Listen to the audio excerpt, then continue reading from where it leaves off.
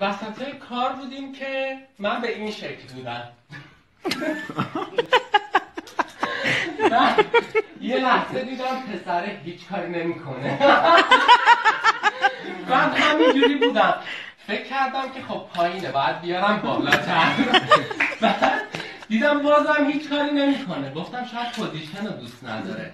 اینوری شدم. دیدم باز کاری نمیکنه. حالا زبونش هم خوب نمیفهمم. اینوری شدم. بعد دیدم باز کاری نمیکنه. گفتم آقا شاید اینجوری دوست داره. بعد آمدم بالا که اینجوری دوست داره یا نه. دیدم نه دوست نداره. حالا اون اینجا صورتش من اینجا. دیدم دور شد.